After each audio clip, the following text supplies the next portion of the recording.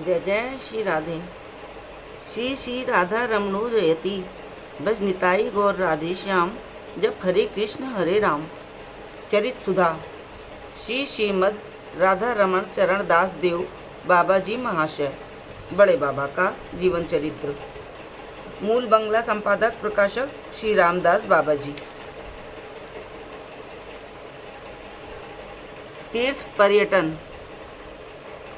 ब्राह्म मुहूर्त में गुरुदेव ने नवीन शिष्य को आदेश दिया, बेटा सरयू स्नान कर अयोध्या के सब ठाकुरों का दर्शन करना और किसी मंदिर में महाप्रसाद ग्रहण कर काशी, गया, मथुरा, वृंदावन आदि तीर्थ भ्रमण करने चले जाना। फिर श्रीधाम नवद्वीप जाना, कुछ दिन वहाँ रहकर नीलांचल पुरी धाम जाना। निताई चांद इस कार्य में तुम्हारी सहायता करेंगे। प्रभु की इच्छा होगी तो मुझसे फिर मिलोगे। नवीन शिष्य ने रोते रोते गुरुदेव के चरणों में प्रणाम किया। गुरुदेव ने यथोचित आशीर्वाद देकर उन्हें आलिंगन किया और अपनी शक्ति का उनमें संचार किया। तब रायचरण बाबू ने प्रेम से उन्मत्त हो ज्येष्ठ गुरु भाई को दंडवत प्रणाम किया। उन्होंने भी प्रेम आलिंगन पूर्वक गुरु आज्ञा सर्वथा पालनी है कहते हुए उन्हें विदा किया।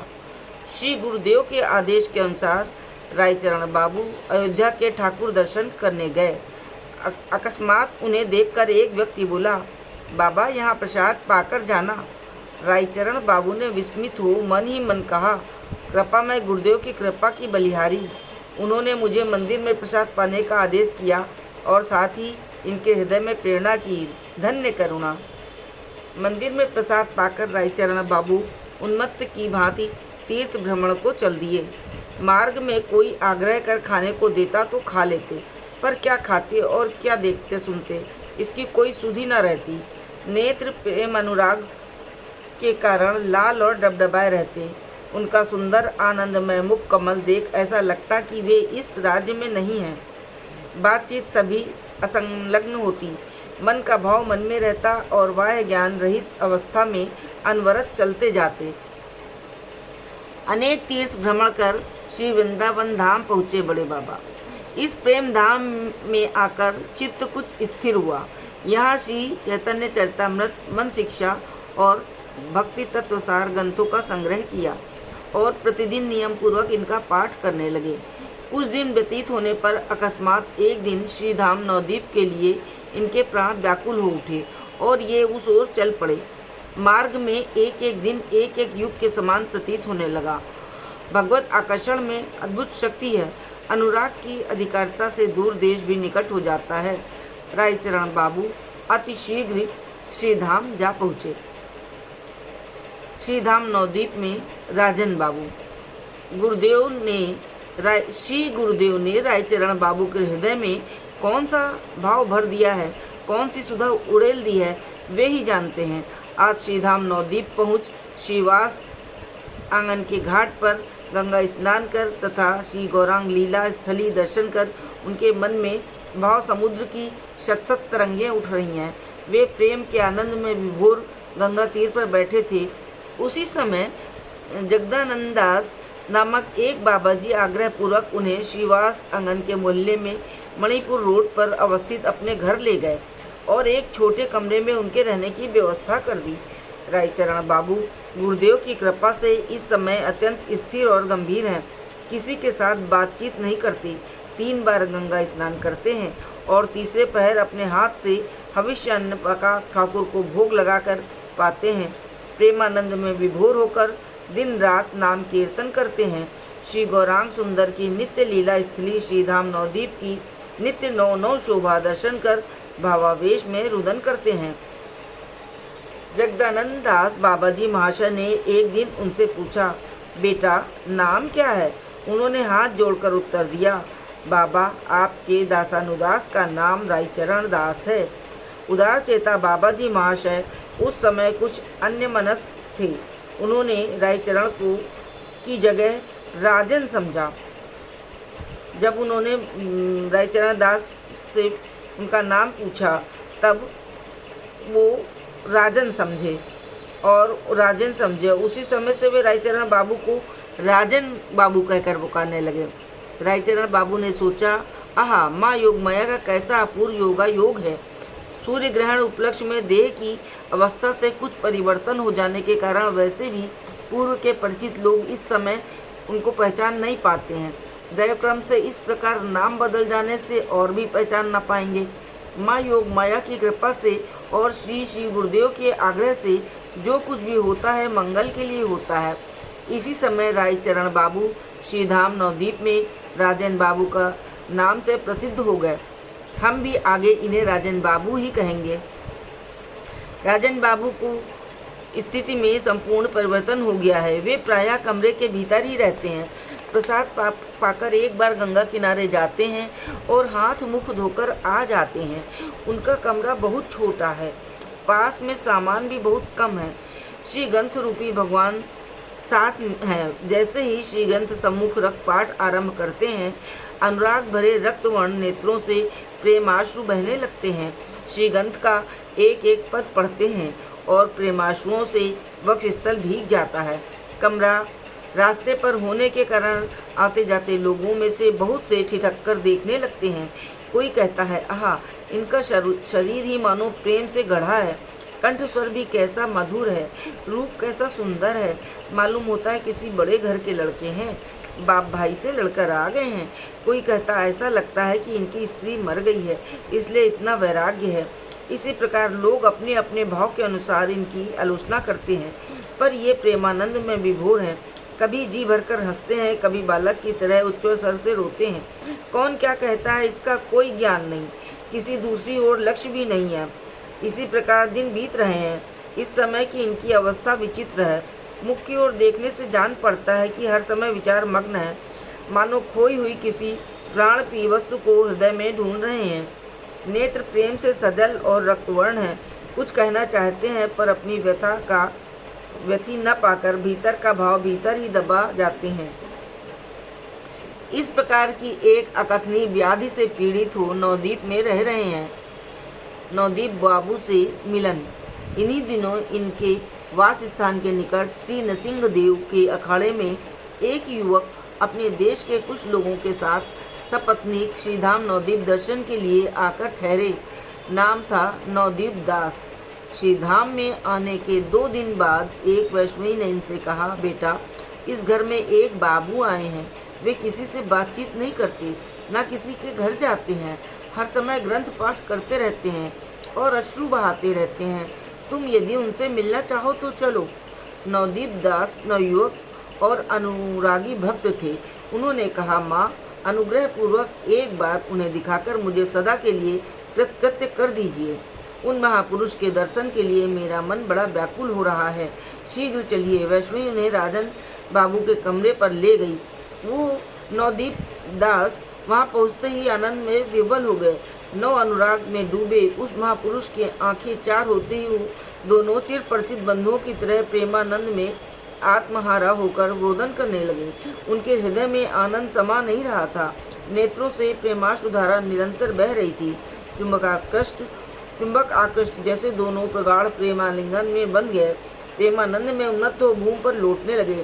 थोड़ी देर में जय निताई कहकर खड़े हुए और वेग से नृत्य करते करते ताली बजा बजाकर भज गौरांग कह गौरांग लह गौरांगेर नाम रे, जे जन गौरांग भजे से है आमर प्राण रे।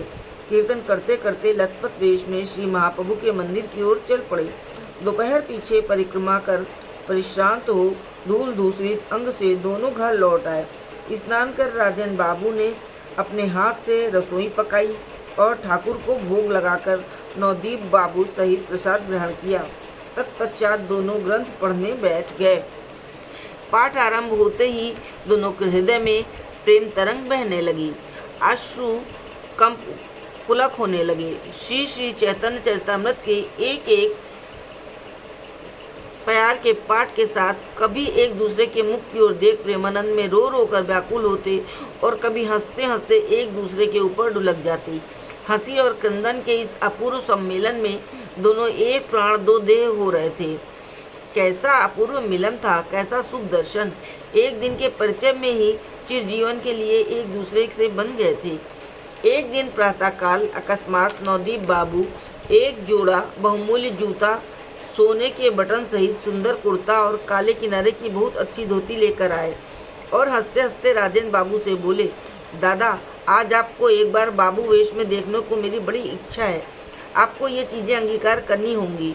न जाने क्या विचार कर महावैरागी राजेंद्र बाबू ने वो प्रीत का उपहार हाथ में ले लिया और जाने किस भोग लालसा मिटाने के लिए डबडबाते नेत्र मूंद कर किसी को समर्पण करके स्वयं धारण किया। कल जिसे लोगों ने रास्ते में लोटपोट होते धूल धूसरित देखा था, आज वही बड़े बाबू बने हैं। वेश बनाने से क्या होता है? भस्म आच्छादित अग्नि की तरह अनुराग का प्राण किसी आवरण को नहीं मानता। प्रेम का शोध किसी बांध से नहीं रुकता। श्रीमन महाप्रभु का दर्शन करते ही दोनों अद्भुत नृत्य करने लगे। ताली बजा बजा कर नाम कीर्तन करते करते विभोर भूमि पर लौटने लगे। लोग देखकर अवाक। कुछ देर बाद दोनों स्थिर हो अपने निवास स्थान को लौट आए। एक रात नवदीप बाबू अपनी स्त्री से बोले, तुम संगी साथियों को लेकर देश को जाओ, मैं अब घर नहीं जाऊंगा। उनके मुख से अकस्मात ऐसी बात सुन आश्चर्यचकित होकर वे कहने लगी, आपकी इतनी बड़ी नौकरी है, इतनी जिम्मेदारियां हैं, वो सब कैसे पूरी होंगी? यदि आप यहाँ रुक गए तो आगे का जीवन थोड़ा कठिन हो जाएगा। अब मैं थोड़ा कठिन हो जाएगा।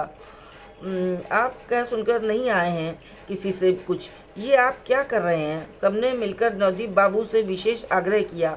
तब इच्छा न होते हुए भी लाचार हो राजेंद्र बाबू से एक सप्ताह के लिए विदा लेकर देश को चले गए। परंतु मन प्राण राजेंद्र बाबू के पास ही पड़े रहे। विदा के समय वो करुण दृश्य किसी ने नहीं देखा, क्योंकि नवदीप बाबू ने ये विषम कार्य गुप्त रूप से ही समापन किया।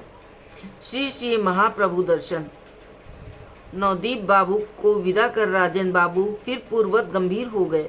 उनका मुख मलिन और हृदय दुखी था, मानो कोई मूल्यवान वस्तु किसी ने उनसे छीन ली हो। एक दिन बीता, 2 दिन बीते, तीसरे दिन जामा जूता पहन श्री श्री महाप्रभु के दर्शन को गए। वहाँ कीर्तन हो रहा था। राजेंद्र बाबू कीर्तन सुनने बैठे। थोड़ी देर में उठकर वहाँ आए जहाँ जूते रखे थे और फिर जाकर कीर्तन में बैठ गए। एक बार और ऐसे ही किया, पर तीसरी बार धैर्य खो बैठे। सामने एक युवक को देखकर बोले, भाई ये जूता तुम पहन लो। युवक ने स्मित होकर कहा, क्या मैं आपका जूता क्यों पहन लूं? पर बार बार अनुरोध करने पर उसने जूता पहन लिया। तब उन्होंने सोने के बटन सहित कुर्ता भी शरीर से उतार कर बड़े आग्रह के साथ उसे पहना दिया और बोले, आहा अब शांति मिली। हाय प्रभु, विषय विष कितना तीव्र है, कितना दुखदायी है। अब तक यह जूता जामा रूपी विषय विष मुझे उद्वेग दे रहा था। दयामय प्रभु, तुमने मेरा उद्वेग दूर कर दिया। धन्य तुम्हारी करुणा। फिर प्रसन्न हो निश्चिंत भाव से कीर्तन सुनने बैठ गए। बहुत देर तक निरुद्वेग हो कीर्तन आनंद भोग करते रहे। कीर्तन के पश्चात नंगे बदन और नंगे पैर घर लौट आए। प्रफुल्ल चित्त से स्नान आदि कर ठाकुर को भोग लगाकर प्रसाद पाया। तत्पश्चात नियम के अनुसार ग्रंथ पाठ करने बैठ गए। इधर नवदीप बाबू अपनी नौकरी से इस्तीफा देकर प्रतिज्ञा अनुसार 7वें दिन नवदीप आकर राजेंद्र बाबू से मिले। राजेंद्र बाबू खोई निधि पाकर आनंद में रो पड़े। दोनों के मन में फिर पूर्ववत आनंद का शोध बढ़ने लगा। दोनों ही प्रेमानंद में मग्न हो गए। एक दिन पीछे 2 और अनुरागी युवक उनके साथ आ मिले। एक गौरवर्ण नाम कृष्ण गोविंद, दूसरा श्यामवर्ण नाम राम मोहन। एक के बाद रास मोहन का नाम राधा चरण दास हुआ। राधा कुंड में शरीर छोड़ा। राजेंद्र बाबू बड़े ही सख्य भाव प्रिय थे। मधुमेह भातृ भाव मानो उनका सहजात था। जहाँ कहीं जिस किसी से भी मिलते उसे दादा या भाई कहकर पुकारते। यदि कोई गुरु बुद्धि से भी उनके दर्शन करने जाता तो वह उससे दादा के अतिरिक्त और कोई संबंध स्थापित न कर पाता। इसलिए नवदीप बाबू और नवागत दोनों युवकों के वे सहज में दादा बन गए। उन्हें दादा कहकर उन लोगों को जितना सुख होता उतना और किसी संबोधन से न होता। राजेंद्र बाबू भी उन्हें भाई कहते कहते आत्महारा हो जाते। एक दिन प्रातःकाल सब मिलकर एक नया गीत गाते ठाकुर दर्शन को निकले। गीत राजेंद्र बाबू की अपनी रचना थी। पद रचना की उनमें अपूर्व शक्ति थी। तत्काल पद बनाकर गाने लगते थे। कागज कलम की भी आवश्यकता नहीं होती थी। उनका स्वरचित गीत इस प्रकार था, निताई गौरांग निताई गौरांग निताई गौरांग गदाधर, जय शचीनंदन जय जीवतारण कली कलुष नाशन अवतार।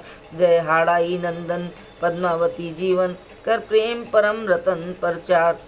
जय श्री सीतानाथ श्री अच्युतात निताई गौर आनिकर प्रेमे हुंकार। जय माधव आचार्य नंदन रत्नावती जीवन जीवे दास सेवा किए कर अंगीकार।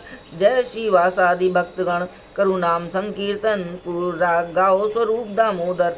गौरीदास आदि करी खंडवासी नरहरि हरिदास चरण तरी देवो ए बार। जीवेर लागिए संन्यास करिए राधा भाव कैले गोरा अंगीकार। जीवेर लागिए नीला चले वासिए राधा प्रेम करल गोरा प्रचार। स्थावर जंगम आदि हरि बले निर्वधि गोरा कैले लीला एक ही चमत्कार। बालक वृद्ध पुरुष नारी भज निताई गौर हरि भव पारे जेते चरण तरी कर सार।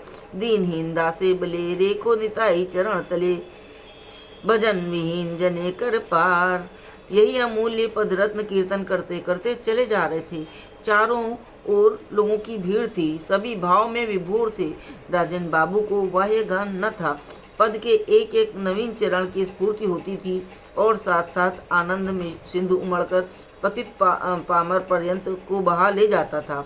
नवद्वीप में आज बहुत दिनों बाद अपूर्व प्रेम आनंद का शोध उमड़ पड़ा था। मृदंग आदि कुछ साथ नहीं थे, तथापि ब्राह्मण भेदी नाम ब्रह्म मानो मूर्तिमान रूप से प्रकट हो रहा था। नाम को मधुर ध्वन से दसों दिशाएं प्रध्वनित हो रही थी।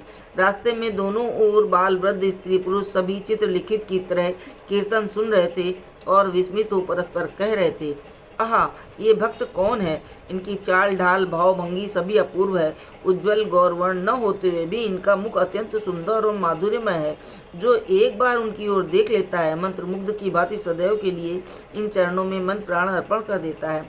धन्य है इनका जन्म, धन्य इनकी प्रेम शक्ति, ये वास्तविक ही महापुरुष हैं। जय बड़े बाबा की जय। निताई।